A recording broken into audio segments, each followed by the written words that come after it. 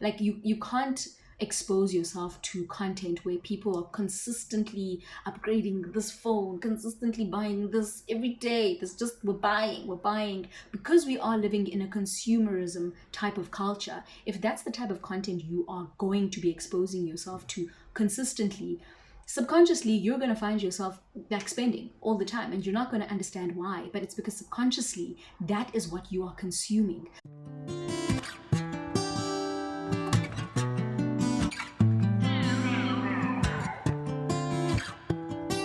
Hi guys, welcome back to my channel and welcome back to another video. If you are seeing my face for the first time, my name is Yanga, and in this video I want to chat to you guys about something that I believe is pretty relatable, but I also would say it is something that either is currently affecting you or something that has affected you at one point or another, and that is basically how to deal with financial pressures, particularly as a young professional. As much as I am someone who's been working for a number of years now, I still consider myself as a young professional, maybe because I still think of myself as being pretty young.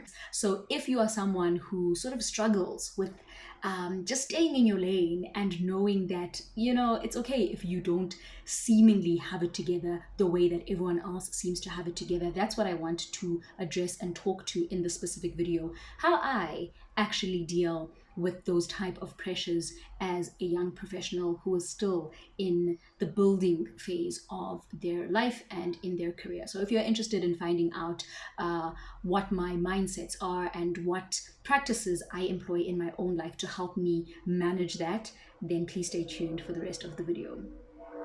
So the first thing that I will say when it comes to how I manage, financial pressure and just pressure in general from a societal perspective, as a young professional, to make sure that I stay in my lane, is having an appreciation of the season that I am in.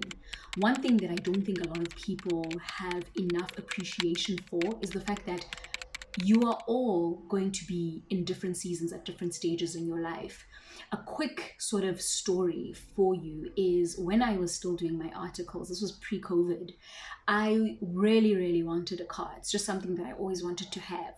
And if you know anything about articles, you would know that there is no way you are able to afford a car and still be paying rent and still be doing everything that you want to be doing in between. Your salary is just not going to go that far unless you have, let's say, I don't know, family helping you, or you are able to stay at home. But I was hell-bent on having a car, and I was so far in the process. I literally just needed to sign the documents and I was going to have my car. And I remember sitting in my room and thinking to myself, looking at my budget and being like, Sissy, the only realistic way to pull this off is if you move out of this apartment and live inside this car that you are planning to buy. So I decided, you know what, this is not going to work. And I decided not to go through with purchasing the car. And a month or two later, we went into hard lockdown. Now you can imagine the regret that I would have felt and how big of a mistake that would have been, because now the car would have just been sitting there. Because if you guys remember, it was hard lockdown. So for about a year, no one was going anywhere unless you had a special permit or a work permit. And even then, we were working from home. So I wouldn't have even needed the car. But had I understood at that point in time that, Yanga, this is a season. You're in a specific season, and in this season, you can't be prioritizing things that don't make sense to be prioritized. Yes, it might be uncomfortable walking to the bus stop in the middle of winter. Yes, it might be less convenient to not have a car, but this is a season and it's not always going to be the case. And I think if you can understand that whatever it is that you want to have and maybe you don't have right now, it's not always going to be the case.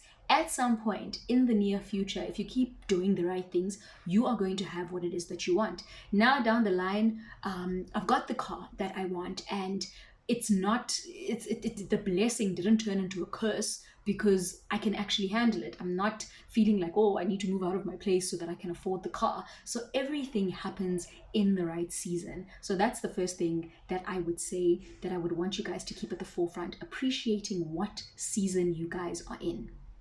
The second thing that I have here is curate what you consume. I think that's very self-explanatory. I'm not even going to harp too much on this. But for example, with me, I love YouTube as a platform, and I'm on YouTube a lot of the time. And the type of content that I consume is very similar to the type of content that I produce, which is content sort of leaning into being the best you that you can possibly be. So if you are someone who's consistently exposing yourself to the influencer lifestyle, okay, and I don't have anything against influencers, okay, I don't, but it's something that you need to keep in the back of your mind, that what you are being presented with is not always fact, and it's not the average person who lives that type of life. Like you can't expose yourself to content where people are consistently upgrading this phone, consistently buying this every day. There's just we're buying because we are living in a consumerism type of culture. If that's the type of content you are going to be exposing yourself to consistently, subconsciously you're going to find yourself like spending all the time, and you're not going to understand why, but it's because subconsciously that is what you are consuming. So try and shift your content. What is it that you are consuming? And just watch people who actually prefer saving money. Watch people who prefer being more frugal or less flashy, or whatever the case may be, so that you are able to combat feeling like you're under pressure to appear in society in a specific way. The third thing that I have here is be clear on your priorities. Oh, this cannot be overemphasized enough. I am someone who is, I would like to think I'm very clear on my priorities and the things that are important to me in that specific season. For example, in this specific season, particularly this year, one thing that was at the top of my list of priorities was building up my savings.